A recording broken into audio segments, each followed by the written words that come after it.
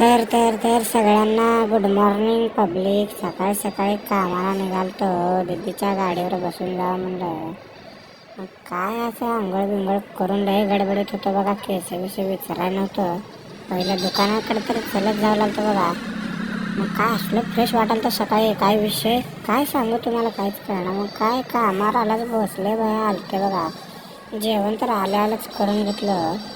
जेवण बसले बाया, राईस बीस पार्सल घेऊन आले. बसले काय चाललंय म्हणलं. स्टिंग बिंग घेतलं तर बघा बसल्यानं जेवण झाल्यास.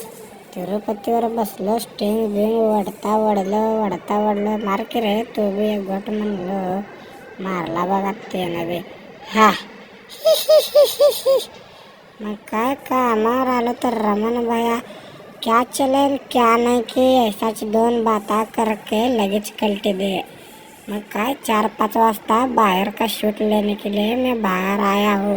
कामावर आलो, इलायचीच्या पुड्या कट करत बसलो. इकडं मैफिल रंगल्या वाटतं चांगलीच. का चाललंय म्हणला बंडू भाया. निवांत म्हणलो घराकडे निघालो. घराकडे जाताना साहिल भायाचा फोन आला. ये म्हणला कटणीच्या दुकानावर बसला, बाला बिला काटतो म्हणला. अरे कशाला काटतो रे बाला बिला. नको काटू म्हणलो त्याला.